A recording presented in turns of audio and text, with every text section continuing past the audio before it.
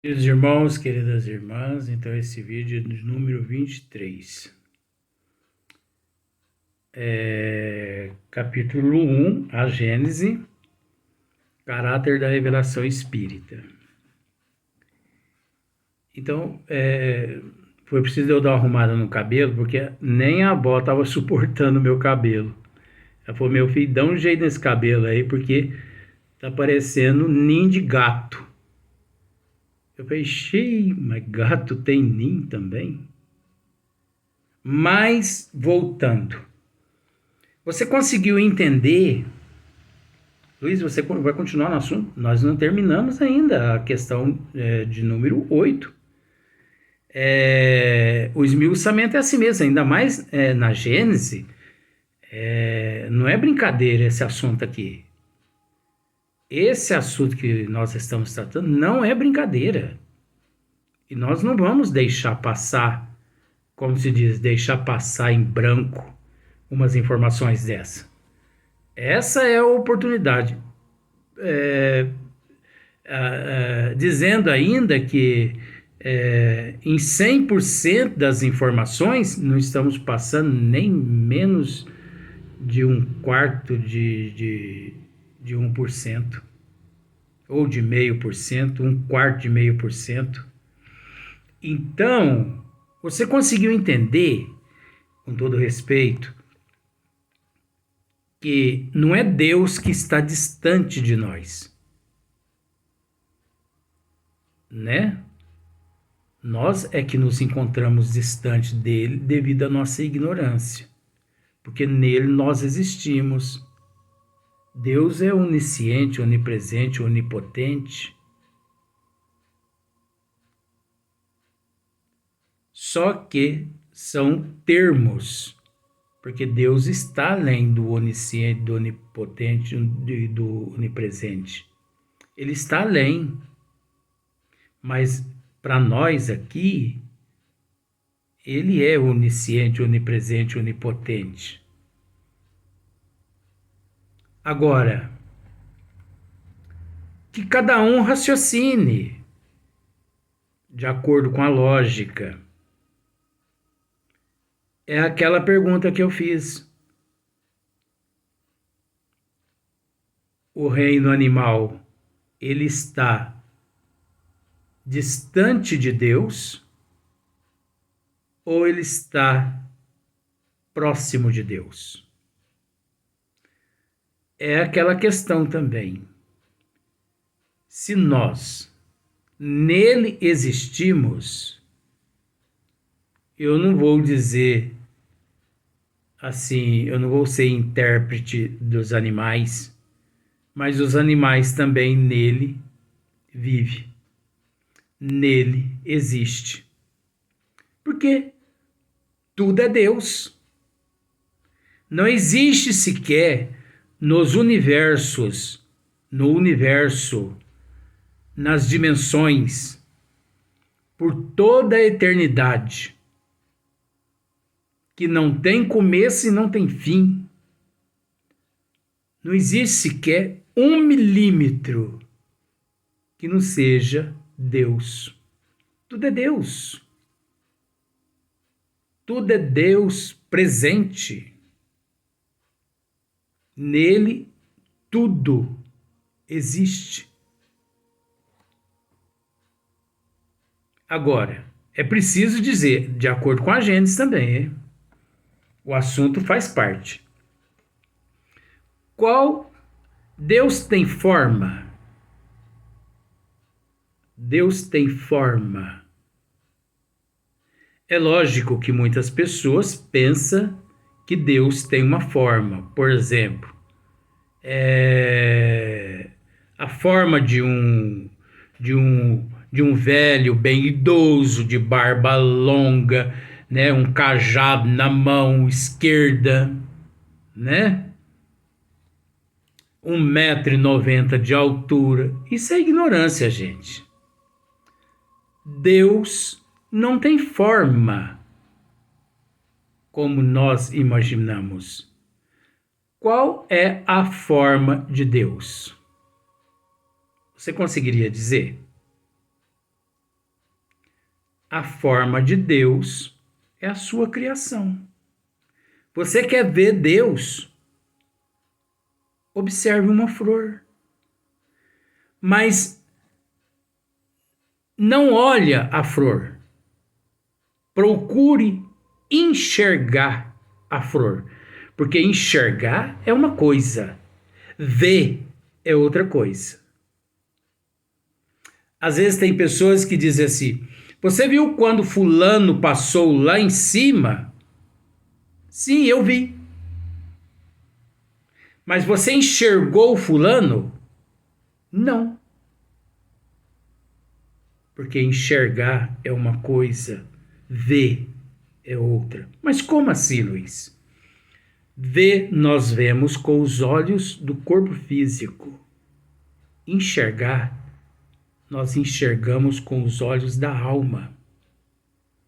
E quem enxerga a outra pessoa ou as coisas com os olhos da alma, ele se compenetra no outro.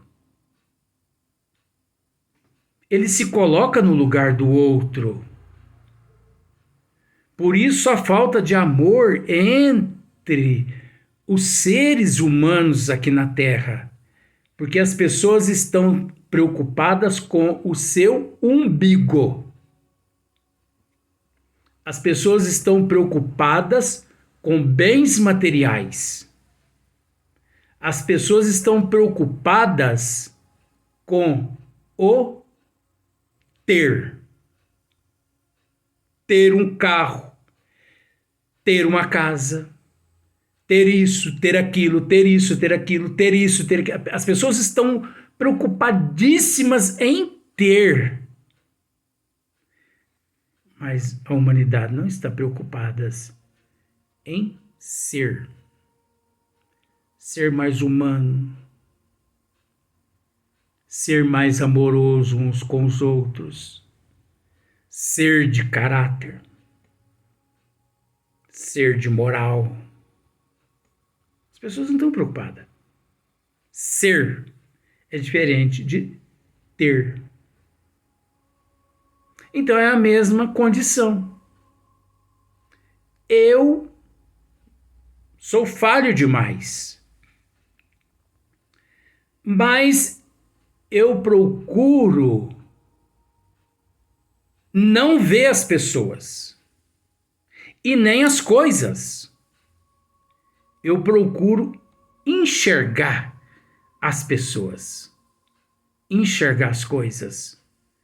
E quando eu me preocupo em enxergar as pessoas e as coisas, eu as enxergo com os olhos da alma. Porque o que enxerga é os olhos da alma.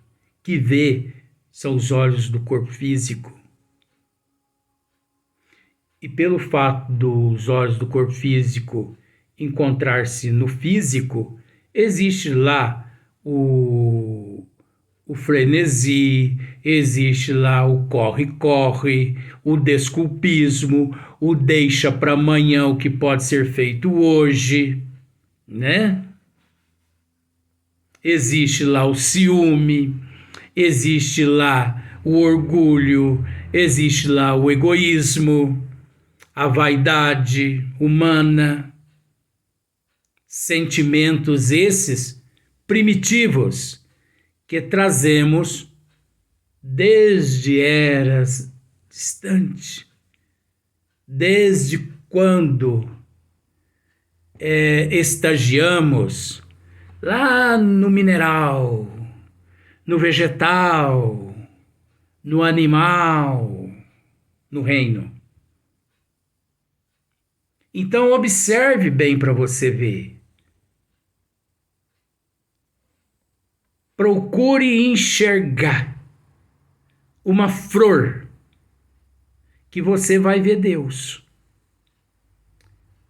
Um inseto, uma formiga, a folha de uma árvore, um fruto numa árvore, um pássaro, uma criança, Olha nos olhos de uma criança que você automaticamente vê Deus. Naquele olhar ingênuo, naquela simplicidade, naquela humildade, porque na íntegra, a criança é o símbolo da ingenuidade. A criança é ingênua. Ah, mas e o espírito? Não, gente, não vamos discutir esse negócio de passado, espírito, alma, não. Vamos olhar a realidade. Porque tem pessoas, isso faz parte da Gênesis, ó, pra você ver como é que é as coisas, né? Desse assunto aqui. Ó, tão diversas na forma, nós não estamos tratando disso. Então tem pessoas que às vezes depara com um mendigo e nada por ele a pessoa faz. Por quê? Porque a pessoa pensa assim, a prova dele é passar por isso. A prova dele é passar por isso. A prova dele é passar por aquilo ali, realmente. Mas você não pode se esquecer que a tua expiação foi deparar com aquele mendigo justamente para ver a providência divina, se você cometeria ali naquele momento as mesmas falhas que você cometeu em vidas passadas, através da ingratidão de uns para com os outros. A prova do mendigo é passar por aquela situação de certa forma. Você está certo. Mas a tua expiação é ver se você vai superar ou vai continuar na mesma ignorância de vidas passadas. Então, quando você deparar com um mendigo que você não puder dar um prato de comida, um pão, um copo de água, que não ignore, que não pense, eu nada por ele posso fazer, porque é a expiação, a aprovação dele mesmo. E isso aí, vidas passadas, ó, foi o cão chupando manga. Perdão do termo, mas eu falo mesmo. Porque tem muitos espíritas que agem dessa forma. Eu mesmo conheço muitos espíritas que já me disseram isso. Eu não ajudo aquela pessoa assim, Luiz, porque aquilo ali é a prova daquela pessoa. Quem mandou plantar, agora está colhendo. Mas será que a expiação desse meu amigo que disse-me isso não é saber daquela situação toda para ele se reformar, fazer diferente do que contrário ele fez em vidas passadas? E a gente tem que analisar com os olhos da alma. Não analise as coisas aqui na Terra com os olhos da matéria, não, porque a pessoa se afunda num lamaçal que não tem fim. Então, qual a forma de Deus? Não estou com dislexia. Qual a forma de Deus? É a forma da natureza. Deus se mostra em sua criação. A sua criação é Deus. Nunca que chegaremos a este ponto na evolução. Deus apareceu-me na forma de um anjo. Deus apareceu-me. Isso não existe. Porque o dia que Deus aparecer-me, ele vai perder o controle de todo o universo, de todos os universos, de todas as dimensões. Então ele vai dar-me apenas ali atenção. Por qual motivo? Eu estou sendo privilegiado por qual motivo? As pessoas raciocinam. Então, qual a forma de Deus? A sua criação. Busque a sua criação, que você o vê. Em tudo. Numa árvore, na seiva de uma árvore, no espelho de um microscópio, no espelho de um telescópio,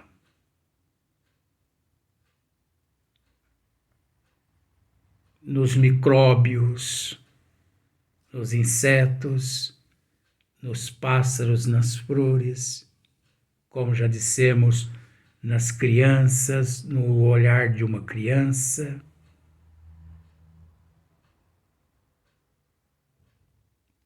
Tudo é Deus. Então você pode falar com Deus. Procure se compenetrar. Procure ligar os teus sentidos aos teus olhos da alma, que você o enxergará.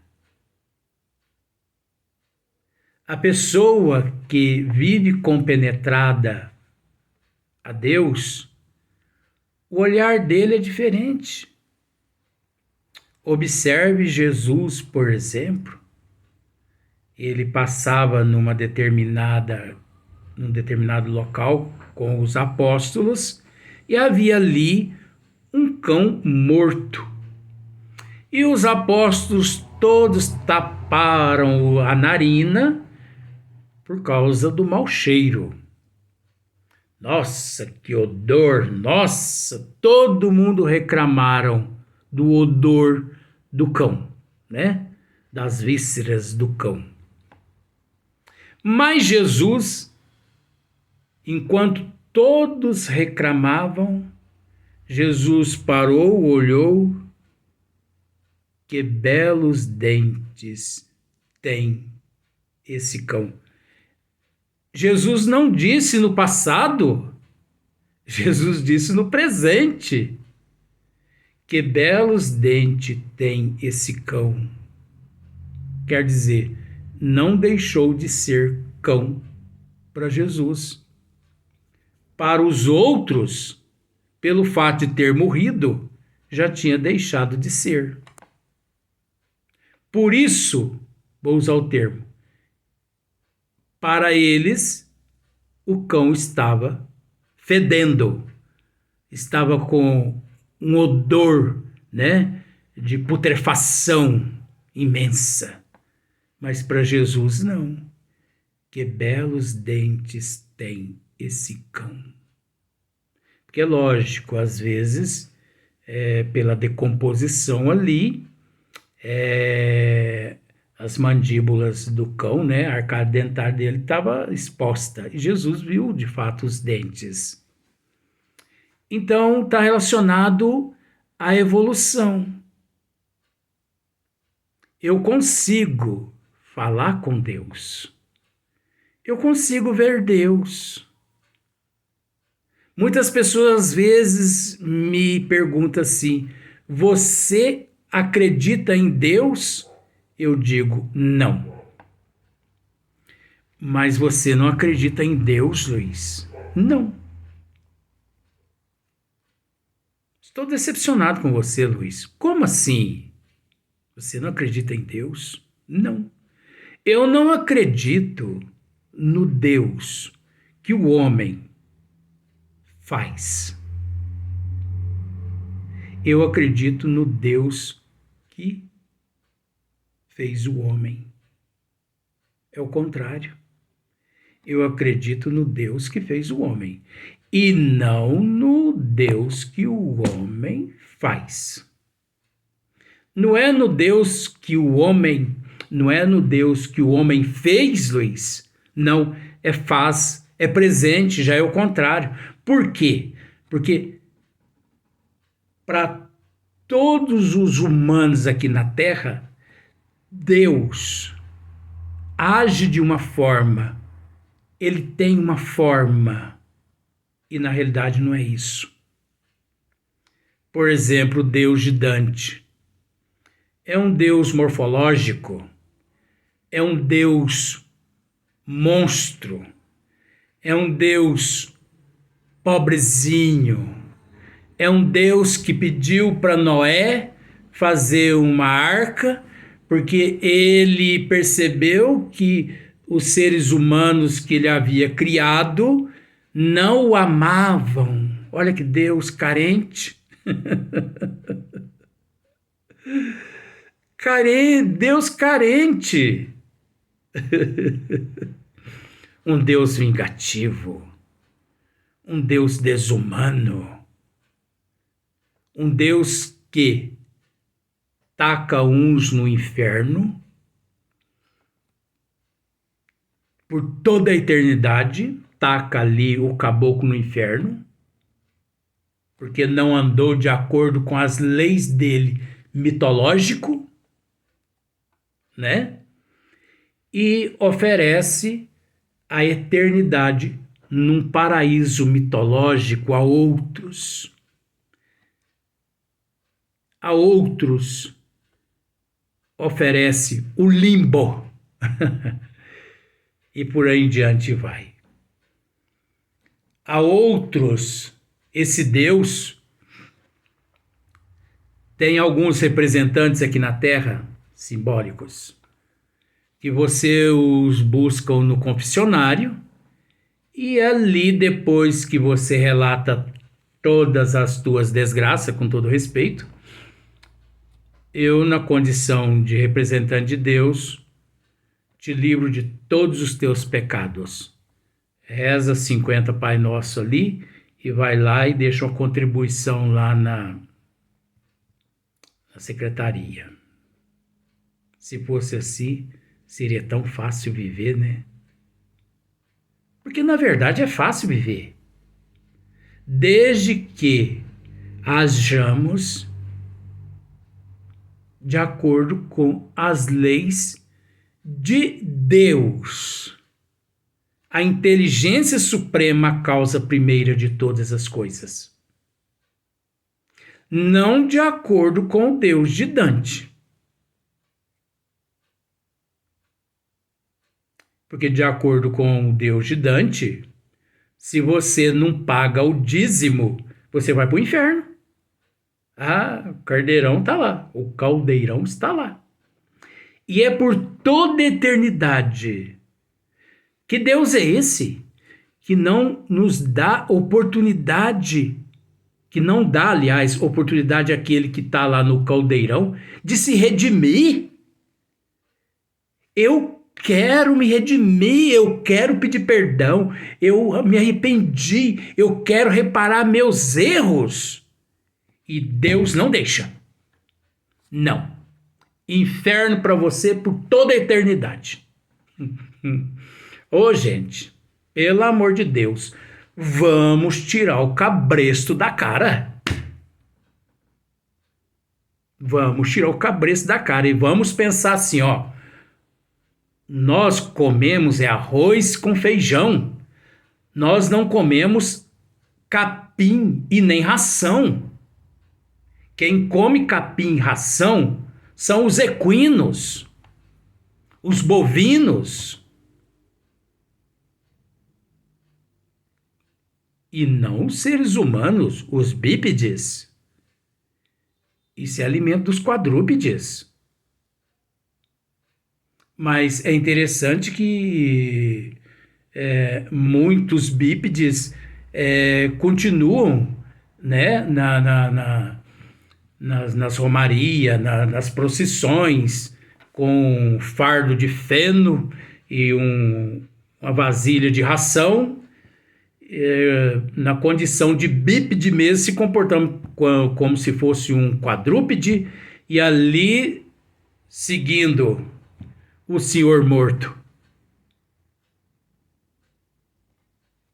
Luiz, mas está dentro do tema que você está falando? Sim. Pior que sim. E se eu fosse falar, ficaríamos aqui falando mais uns 3, 4 vídeos.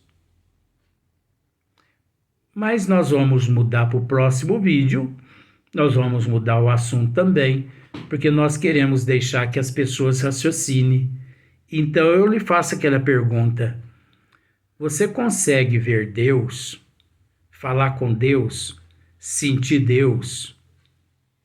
Você consegue ouvir Deus? Não. Então fique mais atento. Porque Ele é que de fato está próximo de você. E você é que está distante dele. Agora, esse você somos nós. Esse você somos nós. É uma forma de expressar. Vamos para o próximo vídeo.